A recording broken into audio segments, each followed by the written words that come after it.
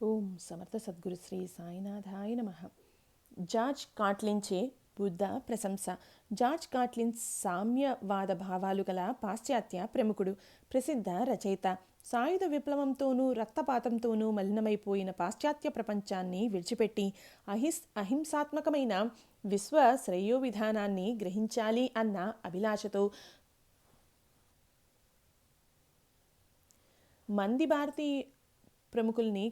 చాలామంది భారతీయ ప్రముఖుల్ని కలుసుకొని పుణ్యక్షేత్రాలు సందర్శించి విజ్ఞాన కేంద్రాల కార్యక్రమాలను పరిశీలించాడు. అన్ని విధాలా అతన్ని భారతావని అమితంగా ఆకర్షించింది. మన దేశం పట్ల, మన ప్రజల పట్ల, మన సంస్కృతి పట్ల అతనికి అంతులేని సానుభూతి ఏర్పడింది. ముఖ్యంగా మన జాతిపిత బాపూజీ కాట్లిక్ దృష్టికి శాంతిదూతగాను, విశ్వమానవ కళ్యాణ కారకుడుగాను గోచరించాడు. భారతదేశంలో తన అనుభవాలను పురస్కరించుకొని the faith of Mahatma Gandhi అనే అత్యుత్తమ గ్రంథాన్ని రచించాడు. అందులో బుద్ధుణ్ణి గురించి కాట్లిన్ వ్రాసిన భాగం ఇక్కడ పొందుపరచబడింది. నేను పవిత్రమైన వారణాసికి అనతి దూరంలో ఉన్న సారనాథం వెళ్ళాను. పురాతత్వవేత్త అయిన మిత్రుడు డాక్టర్ ఘోష్ కూడా ఉన్నాడు. బౌద్ధానికి 4 క్షేత్రాలు సుప్రసిద్ధాలు. బుద్ధుని జన్మస్థానమైన లుంబిని వనం, బుద్ధగయలో జ్ఞానోదయమైన తావు, అశ్వత్థ వృక్షం, సారనాథం అనే ప్రదేశాలు బౌద్ధ క్షేత్రాలు. సారనాథంలోనే బుద్ధుడు ప్రప్రథమంగా ధర్మచక్ర ప్రవర్తన ఉపదేశించాడు. జ్ఞాన అభ్యాసమైన తర్వాత గౌతముడు బుద్ధుడై తన పూర్వ శిష్యకోటిని కలుసుకోవాలని వచ్చాడు. ఆయనను మొదట శిష్యులు నాస్తికుడు అన్నారు. సారనాథం వస్తున్న బుద్ధుణ్ణి వధించాలని శిష్యాధములు పన్నుగడ పన్నారు. కానీ తేజోమయమైన గురుదేవుని ముఖమండలం వీక్షించి తర్వాత శిష్య హృదయం మారిపోయింది. శిష్యకోటి యావత్తు మోకరిల్లి ఆయనకు పాదాభివందనం ఆచరించి సత్కరించింది. ఇక్కడే ఇటీవల నా మిత్రుడు భౌతిక విజ్ఞాన శాస్త్రాచార్యుడు అయిన ఒక అమెరికా విదేశీయుడు జ్ఞానియై హీనయాన సాంప్రదాయమైన బౌద్ధ ధర్మం స్వీకరించాడు. ఇది ఆర్యాష్టాంగ మార్గం, యథార్థ దృక్పథం, యథార్థాశయం, యథార్థ వాక్కు, యథార్థ క్రియ, యథార్థ జీవనం, యథార్థ ఉద్యమం, యథార్థ లక్ష్యం, యథార్థ చింతన. పోతే మధ్య మార్గం అవలంబించే వారి అభిమతం ఏమిటి? సోదరులారా, దుఃఖాన్ని గురించి ఇదే ఆర్య సత్యం. జన్మ దుఃఖం, జరా దుఃఖం, మరణం దుఃఖం, అలాగే ప్రణయ వియోగాలు, నైరాస్యాలు, అవాంఛిత వస్తు సంయోగం, వాంఛిత వస్తు వియోగం కూడా దుఃఖహేతువులే. ఒక్క మాటలో చెప్పాలి అంటే ఈ పాంచభౌతిక శరీరమే దుఃఖమయం. కనుక తృష్ణాక్షయం, తృష్ణా పరిత్యాగమే సమస్త దుఃఖ ప్రధ్వంస పదం. సారనాథంలో ప్రవేశించగానే ప్రాచీన శిథిల శకలాలు, అశోక చక్రవర్తిచే నిర్మితమైన శిలాస్తంభం, 4 అంతస్తుల మేడవలే ఎత్తైన మహాచైతన్యము, చిన్న చిన్న స్తూపాలు నా కంట పడ్డాయి. ప్రథమంగా బుద్ధుని బోధామృతం సోకిన పవిత్ర ప్రదేశంలో నేను అడుగుపెట్టాను. ఈ బౌద్ధ విహారం భారతీయ దేవళాలకు గాని, చైనీయ మందిరాలు, ముఖ్యంగా మహోన్నత కోవెలకు గాని ఎక్కడా పోలిక లేదు. చైత్ర నిర్మాణం చాలా భాగం పాశ్చాత్య రీతిలో సాగినట్లు తోస్తోంది. క్రీస్తుపూర్వం 1వ శతాబ్దం వరకు సారనాథంలో ఎటువంటి ప్రతీకాలు వెలియలేదు. ఇక్కడ విగ్రహాలు యవన ప్రభాతం సోకిన తర్వాతనే ఆవిర్భవించాయి. ఇక్కడ ఉన్న వస్తు ప్రదర్శన శాలలోని పురాతన శిథిల విశేషాలు పురాతత్వవేత్తలకు బహు ఉత్సాహకరమైన విషయమే. కానీ నాకు బుద్ధ భగవాన్ని స్మరణగాథయే మహోత్సాహపూరితం అయినది. బుద్ధ బోధలో పరమార్థం నాకు ముఖ్యంగా కావాలి. తన మరణానంతరం తనకు సంబంధించినవి ఏవి భూమిలో నిక్షేపం చేయవద్దని బుద్ధుడు శిష్యకోటికి చెప్పాడు. ఈ సందర్భంలో సారనాథంలో ఒక విచిత్ర సంఘటన విన్నాను. బుద్ధ భక్తులైన సింహళీయులు బుద్ధదేవుని అస్థికలు ధాతువులు సారనాథ నవీన దేవాలయంలో నిక్షిప్తం చేశారు. క్రీస్తు శకం 1932 అవి ధాతు నిక్షేపణ చేసిన కాలం శిలాఫలకం మీద గండరింపబడింది. గయ నుండి బోధివృక్ష శాఖకు తెచ్చి దేవాలయ సమీపాన నాటారు. కానీ సారనాథంలో ప్రధాన శిథిలం శేషించలేదు. 1793లో హిందూ రాజు బాబు జగత్ సింహుడు తన కాశీ విఫణిని వృద్ధి చేసే నిమిత్తం కంకర కోసమై సారనాథ శిథిలాలు తవ్వించి పాడు చేశాడు. మహా చైతన్యంలో చాలా భాగం ఆ ముష్కరుని చేతుల్లో శిఖస్తయైపోయింది. పోగా మిగిలింది చిన్న స్తూపం. కేంద్ర చైత్యం లేదు. కాశీరాజే ఆ అమూల్యమైన బౌద్ధ శిల్పాన్ని నాశనం చేశాడు అనడంలో సందేహం లేదు. స్తూప అంతర్భాగంలో శిలామయ శవపేటిక ఒకటి కనపడింది. పేటికలో రజత పిటకం నిక్షిప్తం అయి ఉంది. శిలాపేటిక మాత్రం భద్రపరిచారు. దానిలో ఉన్న సువర్ణ పేటికను సంగ్రహించి ద్విగుణీకృతోత్సాహంతో కాశీరాజు వారణాసిలో ఉన్న బ్రిటిషు రెసిడెంట్ జోనాథన్ డంకన్కు బహుకరించాడు. డంకన్ విజ్ఞాని, పురాతత్వ జ్ఞానం కలవాడు. అందువల్ల దానిని గురించి పత్రికలో ఒక అమూల్యమైన వ్యాసం రాసి ప్రచురించాడు. డంక్ వాదం ఇది: స్వర్ణపేటికలో ఉన్న ఆభరణాలు, అస్థికలు ఎవరో మహామహుని భౌతిక శరీర అవశేషాలని, ఆ అస్థిక శకలాలు ఏ హిందూ ధర్మావలంబివో అయినట్లయితే వెంటనే కాశీరాజు గంగాజలంలో నిమజ్జనం చేసేవాడని వ్రాశాడు. అవి ఏ బుద్ధ భక్తుని అస్థికలో లేక బుద్ధ భగవానునివే కావచ్చును అన్నమాట ముమ్మాటికి యథార్థం. ఇప్పుడు ఆ సువర్ణ పేటిక లేదు, అస్థి శకలాలు అంతకన్నా లేవు. ఎక్కడ ఉండేవో కూడా తెలియదు. ఏ పురాతత్వ శోధకుడైనా ఆ పేటికను కరిగించి బంగారు ముద్ద చేసి ఉంటాడా? అలా అయితే అతనికి కిట్టుబాటైన స్వర్ణం కంటే ఆ స్వర్ణపేటిక విలువ అత్యధికం అయినదని అతడు తెలుసుకొనలేదన్నమాట. పోని బుద్ధ భక్తులు పెట్టెను హరించి వేస్తారా? అంత పవిత్రమైన దానిని వారు దొంగలిస్తారా? లేదా డంకనే సంగ్రహించి రహస్యంగా స్కాట్లాండ్లో దాచుకుంటాడా? ఏమీ బోధపడడం లేదు.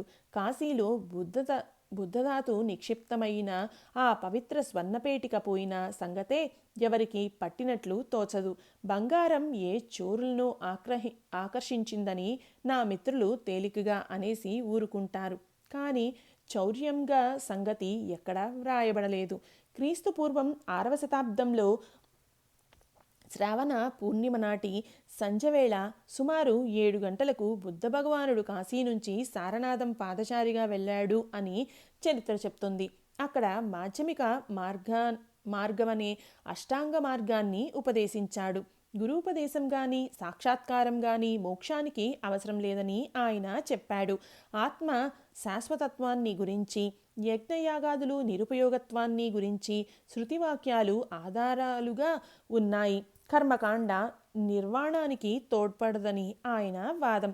క్షత్రియుడు గాని శూద్రుడు గాని ఎవరు అయినా సరే మోక్షానికి అర్హులే. మోక్షానికి యాగాదులతో వర్ణాశ్రమాచారాలతో నిమిత్తం లేదు. దేవతలకు కృష్ణునికి కూడా మోక్షం కావలసి వచ్చింది.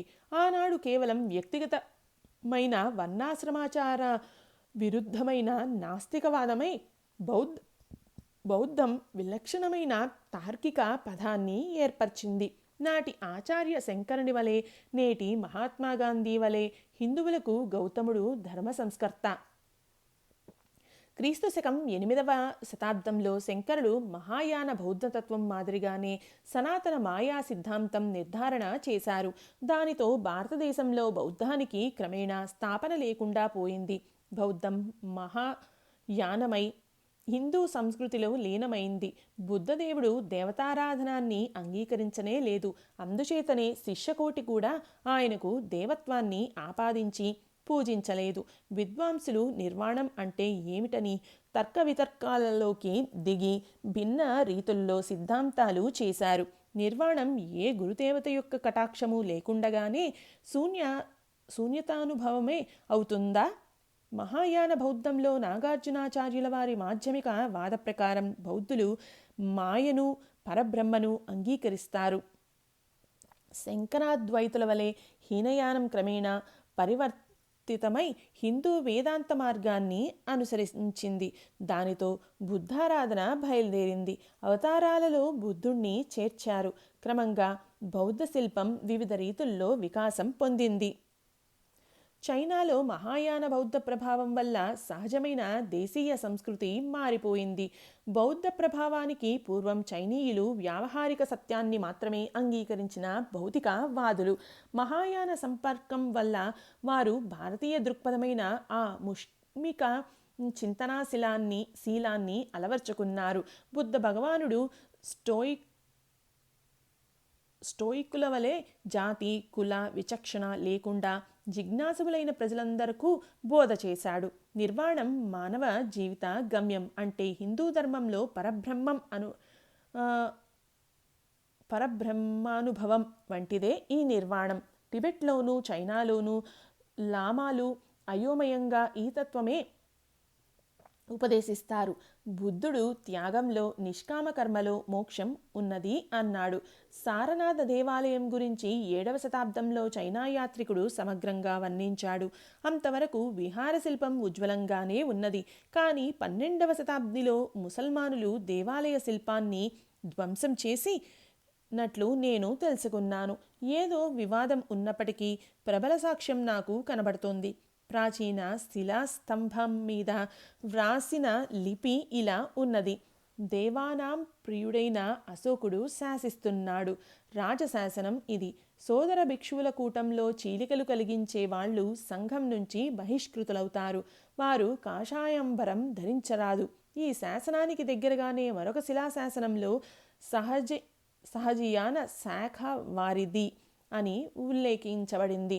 అంతకు పూర్వం ఉన్న భిక్షువులు సంఘ బహిష్కృతులు కాగా వారి స్థానే సహజియాన శాఖవారు వచ్చి చేరారు.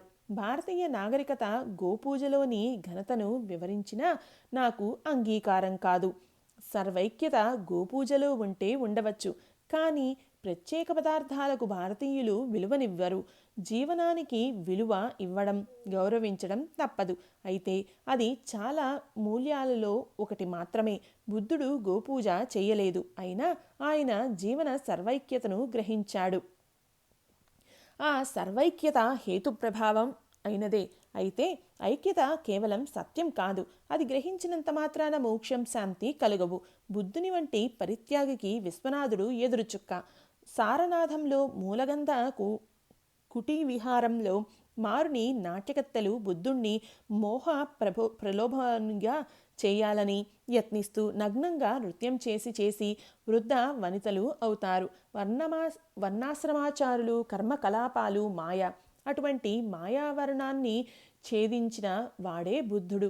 జీవన బంధాలన్నీ త్యజించి వేశాడు. హీనయాన బౌద్ధాన్ని విమర్శించే వారి పద్ధతి నాకు నచ్చదు. మహాయాన బౌద్ధం జీవన పరమార్థం నిర్వాణమనే శూన్యతత్వం అని చెప్పడము నాకు నచ్చదు. ఈ నిరాశావాదం నవనీత సత్తా వాదులైన హిడెగ్గర్ సర్టర్ల వలె అర్ధరహితం, పరమార్థరహితం నాస్తిక వాదమేనని నాకు తోస్తున్నది. ఇంకా ఈ నాస్తిక సత్తావాదులు అంటారు కదా, సంకుచిత మాయావరణంలో జీవించు, అయితే నూతన కర్మానుష్ఠానం వల్ల మాయావలయం భేదించి నీ బుద్ధుని రక్షించుకో. హేతుబద్ధంగా బౌద్ధం వివరించాలి. మాయను పరిశీలించు. సత్తలేక ఉనికి ఆత్మానుసారము మాయగా చూడు. ఎందుకీ కర్మకలాపం? బౌద్ధులు సనాతన హిందూ ధర్మాన్ని వికలంగా, సులభంగా, స్పష్టంగా చూపించారని నా అనుమానం. అంతకన్నా ధర్మపదం ప్రమాణంగా స్వీకరిస్తే సరి. ప్రకృతి ధర్మం పుట్టడం గిట్టడం విషయాలు క్షణికాలు. పునరావృత్తి రహితత్వమే పరమానందం. బ్రహ్మలోకం కూడా క్షణికం. అది వ్యక్తిగతం. వ్యక్తిగత బ్రహ్మలోకం తృణీకరించు. వ్యక్తిత్వం నుంచి విముక్తికై సాధన చేయి. బుద్ధుడు నేతి వాక్యాలతో సుగుణ నిర్గుణ తత్వాలు ఒకటేనని, పరిణామం దుఃఖమని ఉపదేశించినట్లు కనబడుతోంది. చైనాలో కన్ఫ్యూషియన్ తాత్వికుని వలె ఆధ్యాత్మిక సమస్యల జోలికి ప్రజలు వెళ్ళవద్దని, నైతిక జీవనమే ప్రధానమని బుద్ధుడు సంబోధించాడు. మాలుంక్య పుత్రుడా, నన్ను అనుసరించి పవిత్ర జీవనం గడుపు. శాశ్వతమని శాశ్వతం కాది ప్రపంచం అని నేను చెబుతున్నాను. కాదు భగవాన్ అన్నాడు మాలుంక్య పుత్రుడు. అయితే నేను చెప్తున్నాను, జగత్తు శాశ్వతమైన అశాశ్వతమైన, జన్మ జర మృత్యు దుఃఖ తాప నైరాస్యాదులు ఉన్నవి. జన్మ జర మృత్యు దుఃఖ తృష్ణ ప్రధ్వంసమే నేను బోధించేది. జగత్తు శాశ్వతమైనా కాకపోయినా జగద్విచారణ వల్ల ప్రయోజనం లేదు. అది పవిత్ర జీవన సూత్రానికి ప్రాతిపదిక కాదు కూడా. 2500 సంవత్సరాల కిందట గౌతమ బుద్ధుడు ధర్మ ప్రబోధం చేయడానికి సారనాథం వచ్చాడు.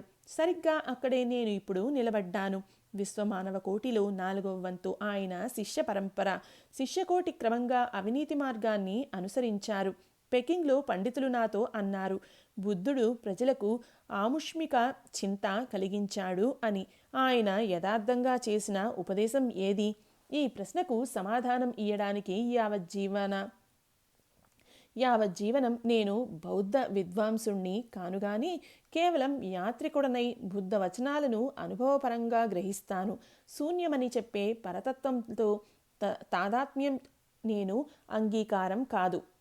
నాకు అంగీకారం కాదు. పద్మయోని అయిన పరమేశ్వరుడు శాంతిదాయకుడా? హిందువులు చెబుతున్నది యథార్థమా? జీవితం సర్వసంగ పరిత్యాగమా? అయితే సృజింపబడేది లేదా?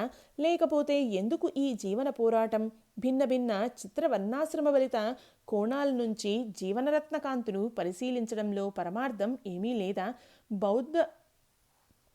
బౌద్ధావలంబికుల మత్సుకు టిబెట్ బౌద్ధుల అభిమతం ఏమిటి?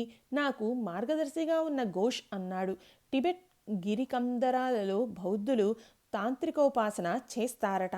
నేను ఇలా పఠించాను. విముక్తుడికి సుందరం అంటే ఏమిటో స్పష్టంగా తెలుసు. అతని అనుభూతి సుందరమైంది కనుక. పవిత్ర జీవనసారం ప్రియమైత్రి, విశ్వమైత్రి.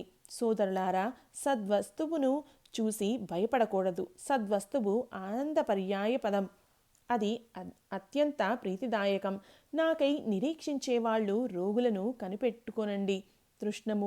తృష్ణమూలంగా ద్వేషం వల్ల, మాయా భయాల వల్ల మానవుడు పాపాచరణ చేస్తాడు.